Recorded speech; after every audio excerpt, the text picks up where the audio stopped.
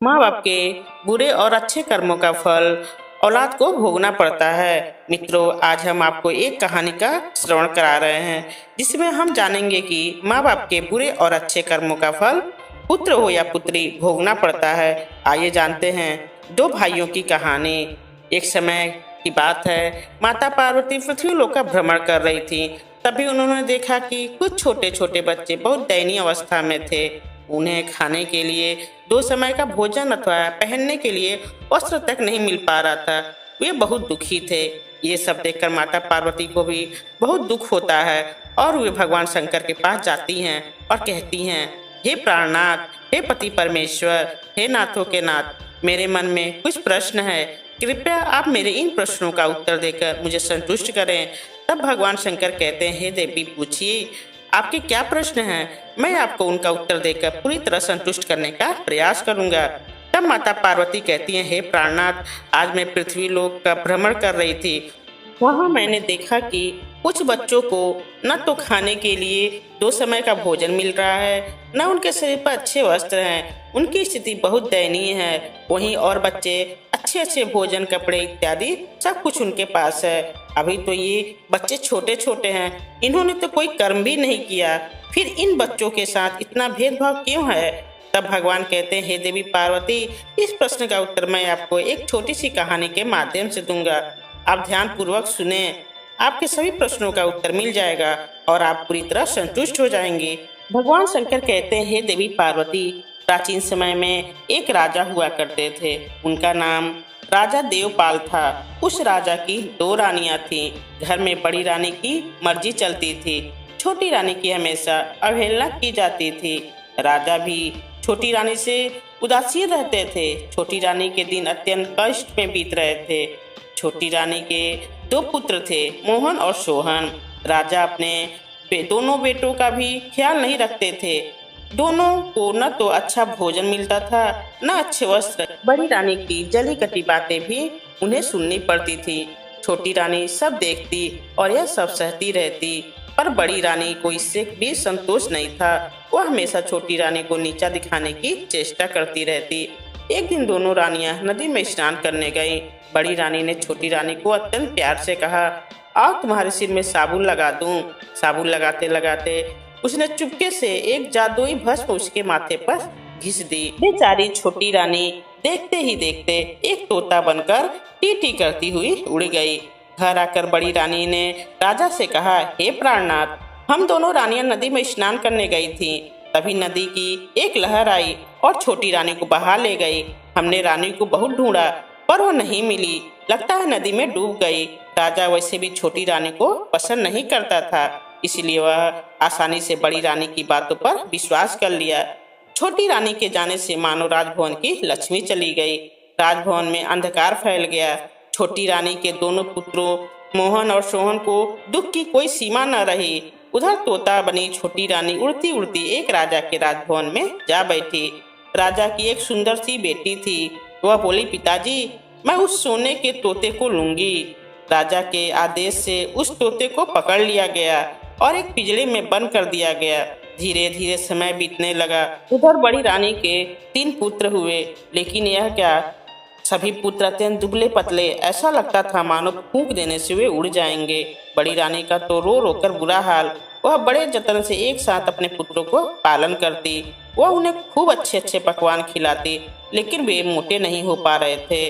दूसरी ओर बड़ी रानी छोटी रानी के पुत्रों को ठीक से खाना भी नहीं देती थी, फिर भी वे मोटे और हट्टे कट्टे थे। यह देखकर वह और चिढ़ जाती। एक दिन क्या हुआ, जब मोहन और सोहन पाठशाला से पढ़कर लौटे तो देखा कि उनकी बड़ी माँ रणचंडी बनी हुई है। उसने उन्हें देखते ही गालियों की बौछारें शुरू कर दी। गला फाड़ फाड़ कर रोने लगी, उन्हें मारने लगी, सामानों को फेंकना शुरू कर दिया।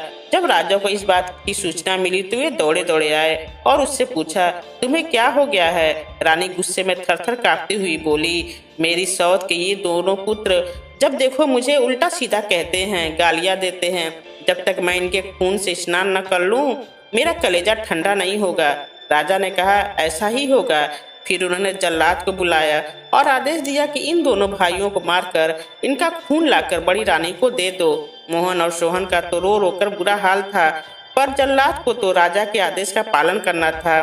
सो उनके हाथ पैरों को रस्सियों से बांधकर बलि देने के लिए वह ले जाने लगा। मोहन सोहन की आवाज को सुनने वाला वहाँ कोई नहीं था। जल्लाद मोहन और सोहन को एक जंगल में ले गया। वहाँ उनके वस्त्र उसने उतरवा लिए और पेड़ की छाल उन्हें पहना दी। मोहन बोला, भाई हमारे भाग्य में यही लिखा था।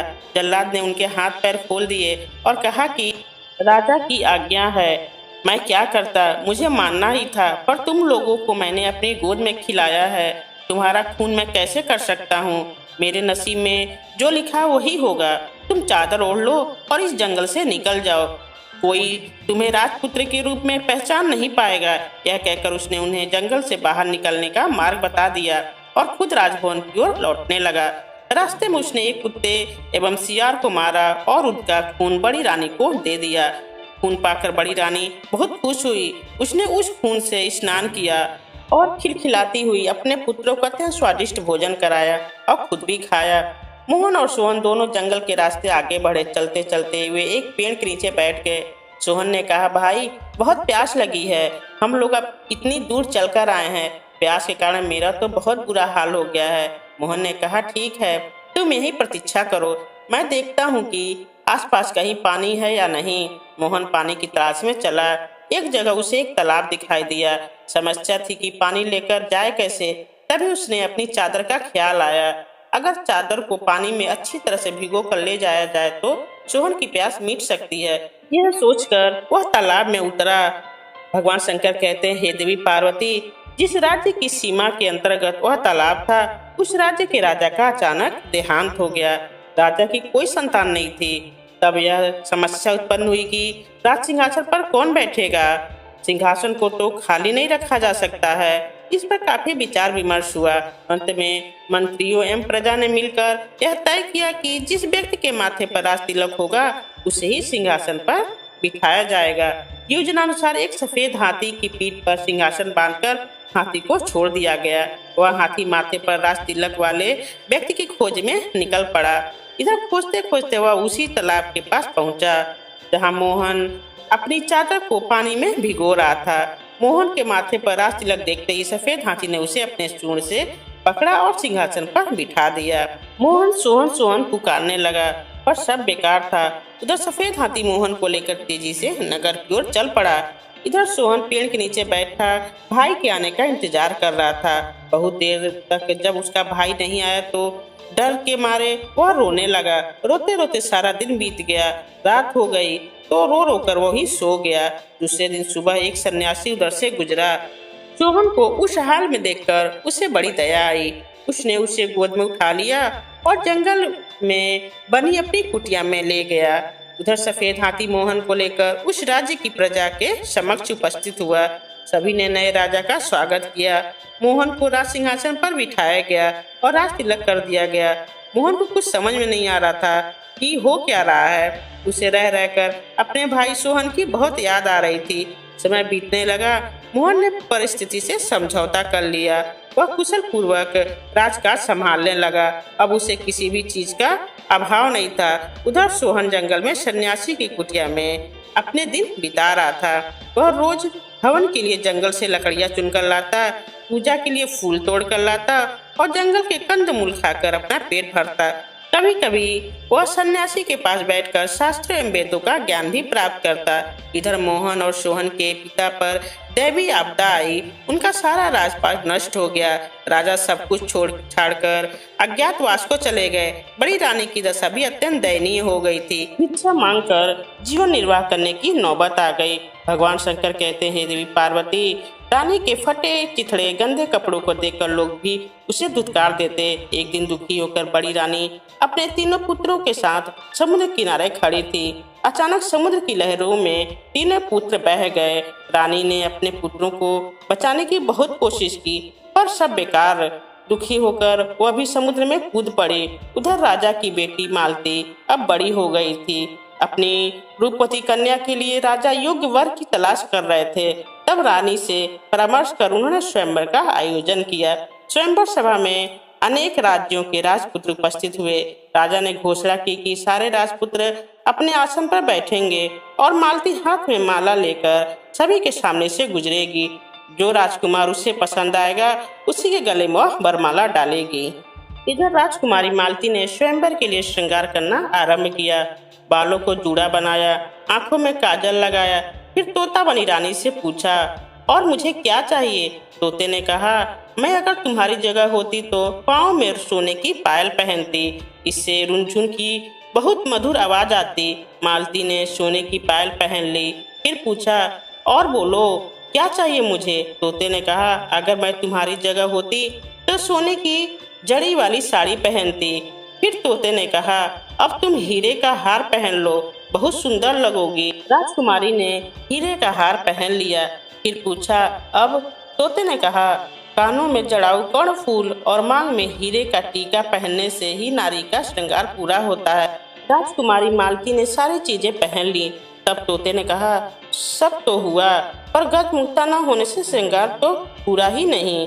तुम्हारे पास तो गजमुक्ता है ही नहीं। अगर स्वयंवर में आए हुए राजकुमारों में से कोई गजमुक्ता ला दे तो समझना वही तुम्हारे योग्य वर है। यह सुनकर राजकुमारी ने सारे राज श्रृंगार उतार दिए और घोषणा करवा दी कि जो राजकुमार उसके लिए गजमुक्ता लाएगा उसी से वह विवाह करेगी। घोषणा सुनते ही सारे राजकुमार गजमुक्ता की खोज में निकल पड़े।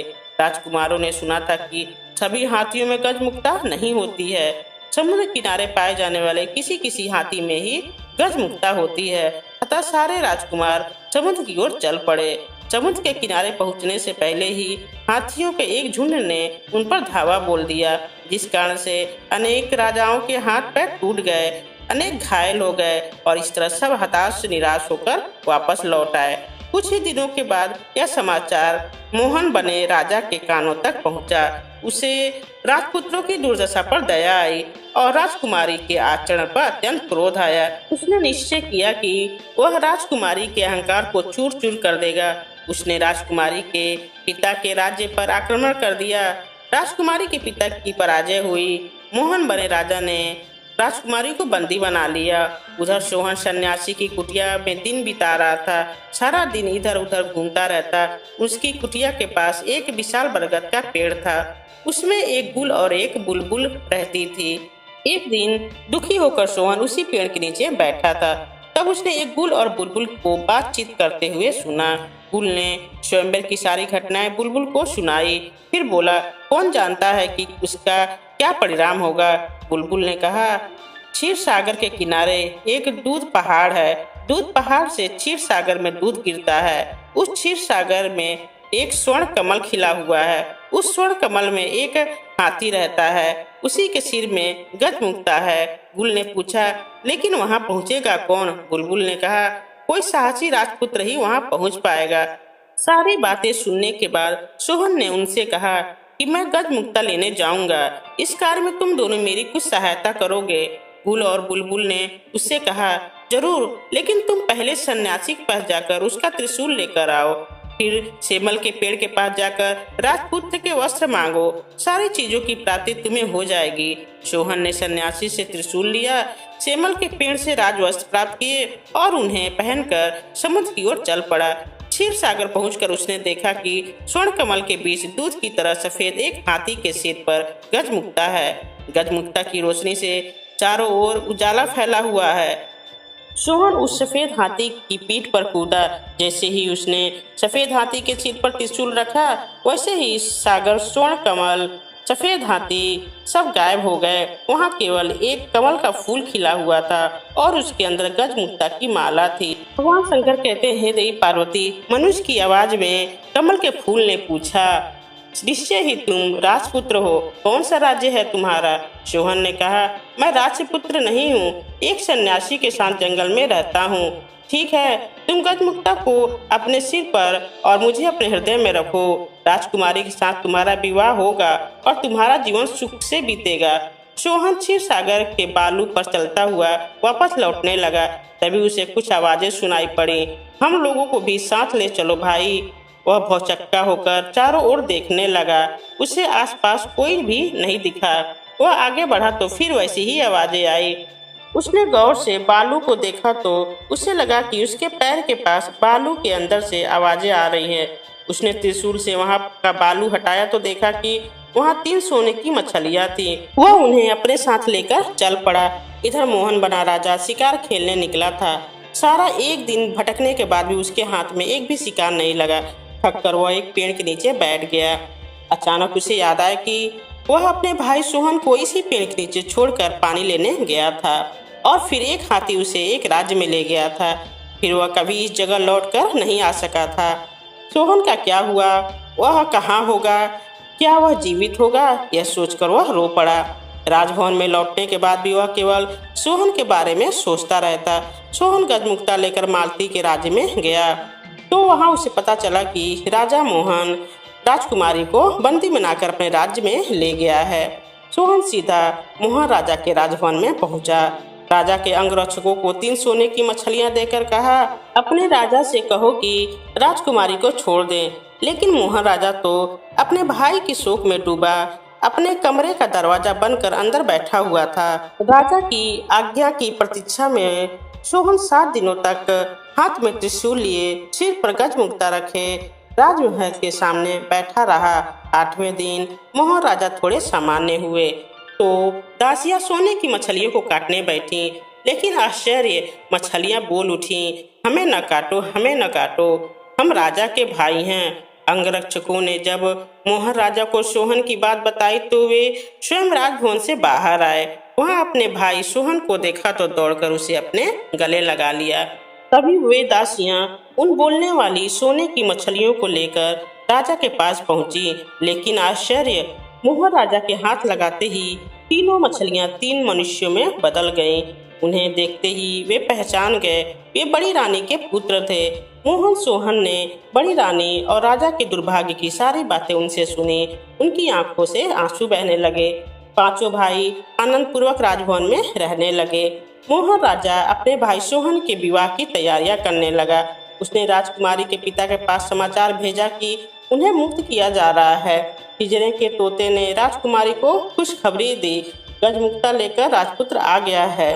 राजकुमारी बोली, जानती हूँ। उसी समय एक दासी दौड़ती हुई आई और उसने प्रसन्नता पूर्वक कहा कि गजमुक्ता लाने वाले राजपुत्र राजा मोहन के ही भाई हैं। राजकुमारी बहुत खुश हुई। उसने तय किया कि वह अपने प्रिय तोते को आज अपने हाथों से स्नान कराएगी। उसने गाय के दूध में कच्ची हल्दी को पीसकर दूध में मिलाया और उससे तोते को स्नान कराने लगी। राजकुमारी के हाथ से तोते के माथे की भस्म पूछ गई। देखते ही देखते तोता एक सुंदर नारी बन गई। राजकुमारी मालती ने आश्चर्य से पूछा, तुम कौन हो, परी हो या देवी? वह बोली, मैं राजरानी हूँ। मोहन और सोहन मेरे ही बेटे हैं। उसके बाद उसने अपने साथ घटी सारी बातों को उसे बता दिया। अगले दिन राजकुमारी मालती का विवाह सोहन के साथ धूमधाम से संपन्न हुआ। विदाई के समय राजकुमारी ने अपने पिता से कहा, मैं पालकी में अकेले ही जाऊंगी। पिता ने पूछा, यह क्या बात हुई? राजकुमारी बोली, मैंने प्रण लिया है कि सुबह प्रार्थना के समय अकेली रहूंगी। पिता बोले, ठीक है, जैसा तुम चाहती हो वही होगा। सभी से विदा लेकर राजकुमारी सुंदर पालकी में बैठ गई। उसने चुपके से छोटी रानी को अपनी पालकी में बिठा लिया। सोहन भी अपनी पालकी में बैठ गया। मोहन राजा के महल के पास जब पालकी रुकी तब उससे राजकुमारी मालती के अलावा एक अपूर्व सुंदर नारी भी उतरी। सब उसे आश्चर्यचकित होकर देख रहे थे। उसने पालकी से उतरते ही पूछा, कहाँ है मेरे मोहन और सोहन? मेरे पुत्र, मेरे पास आओ। माँ की पुकार सुनकर मोहन सोहन दौड़कर आए और उससे लिपट गए। बड़ी रानी के तीनों पुत्र भी दौड़कर वहां पहुंच गए। इस सुखद समाचार को सुनकर थोड़े दिनों बाद राजा भी लौट आए। इस प्रकार छोटी रानी के दुखों का अंत हुआ और सभी के दिन सुखपूर्वक बीतने लगे। मित्रों, इस प्रकार भगवान शंकर कहते हैं, हे देवी पार्वती, इस कहानी के माध्यम से आपके सभी प्रश्नों का उत्तर मिल गया होगा। तब देवी पार्वती कहती है, नाथ, मैं समझ गई कि किस प्रकार माँ बाप के बुरे कर्मों का और अच्छे कर्मों का फल पुत्र हो या पुत्री भोगना पड़ता है। मित्रों, कहानी अच्छी लगी हो तो वीडियो को लाइक और शेयर करें और कमेंट बॉक्स में ओम नमः शिवाय अवश्य लिखें। मित्रों, चैनल पर नए हो तो चैनल को सब्सक्राइब जरूर करें। ओम नमः शिवाय मित्रों।